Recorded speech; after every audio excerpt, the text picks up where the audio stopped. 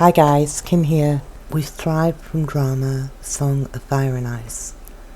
I received a very strange message the other morning that said, we will get through this when we combine fire and ice.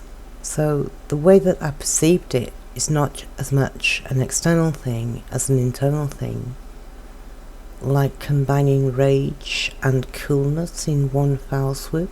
I don't know about you guys, but I perceived a massive shift within myself, and it's just like I've learned the difference between being in the external world and then just observing it. Huge difference. Then also there is this feeling, or lack of, when I get into any type of altercation. It feels like as if I'm playing the role as an actor rather than me being emotionally involved in having a conversation. Maybe this is just a side effect from the trauma that we've been through in the last few years. Anyway, this meme of Fire and Ice describes to me the two groups that are here right now. There's a group that opposes reality strongly with expressions of creativity through various means. This essence appears to be the expression of true selves. That's creating through love, not fear. And we're doing this to bring growth in our own field. And there are those that appear to be frozen, not caring one iota what's happening in the outside world, not want to be part of that, other than to comply and then criticize and bitch about others that are taking action against whoever is doing all of this to us in relation to control of everything, or wanting control of everything. I did a video a few weeks ago when I mentioned Madonna in the Frozen song, and how can life be what you want it to be when you're frozen, not feeling anything at all. So the Song of Fire and Ice seems nicely to describe personal field that is in all of us, experiencing regardless of whether we're feeling it or denying the feelings.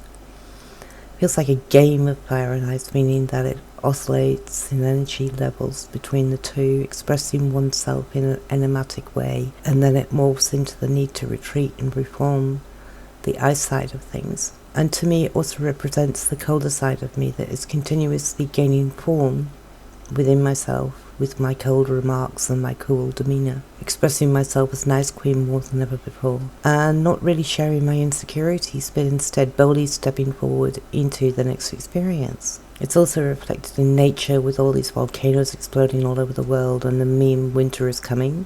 I see the giving of energy as a form of feeding the fire, the energy of excitement without us even being aware of it. Like we want to spread information in a frenzy, shocking information sometimes, information we ourselves cannot do anything about. So in essence, it's actually some form of gossip, and it may or may not even be real. But in every way we're spreading it, perhaps to understand better what's going on in this crazy world. But all the same, we're giving energy to that which we do not want our reality to be. And I'm very into the idea that where we give focus grows. So I'm managing my energy in that aspect in a far more mindful way, so stopping myself from repeating the nasty stories. I truly want to be one of those people who is doing something about this. But I find a great many of awake people just seem to want to complain about what's wrong. But again, I guess it's up to ourselves not to focus on that, and instead be again more disciplined in what we allow ourselves to watch, read or listen to, and be empowered with friends, and therefore dictating the subjects which inspire rather than deplete energy. So the Song of Fire and Ice Beam came from the Game of Thrones series. Winter is Coming came from that series too. And interestingly, the series depicted giants living in the north beyond the ice wall. Wonder about that too. Not that the giants live in the north, but I wonder if the giants are still part of this reality, maybe beyond the ice wall, or maybe giant is just another word for God with a little g, the people who hold the secrets of the true nature of our reality and then use that information against us, so we end up hating each other as they turn us against each other with their lies, their deceit and their labels. The little people fighting against each other, whilst the people that are creating this chaos sit nicely behind the glass curtain, sipping their champagne in glass houses and laughing at us, running around like chickens with their heads cut off, screaming, "The sky's fallen! The sky's fallen!"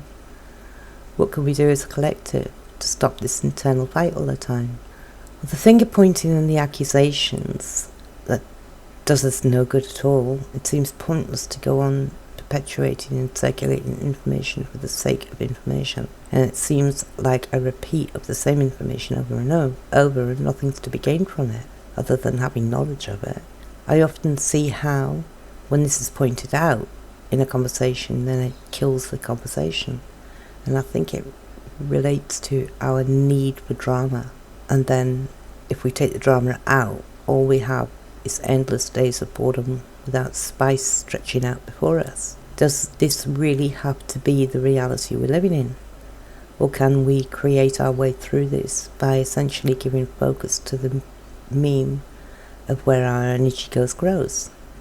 Can we as a collective create a better world whilst all this dog-eat-dog mentality is out there in the forefront of our consciousness, where this internal need for more information about a subject that really scares the shit out of most people that are already awake? Can we not move through this phase in a more proactive and productive way? How can we use the energies of fire and ice to complement each other and complement it within ourselves? What of these aspects, of these elements, can we take towards focusing on what's towards our best interests rather than what is not? Well, the fire is all about action, so it's all about walking our talk, being brave, like dragons, forging through, taking bold actions with no fears and slaying that dragon. And then the ice is about being pretty cool about the process, so it becomes like a stroll in the park. I mean, the term cool only came into fashion about 20 years ago, so maybe the ice component is cool about everything.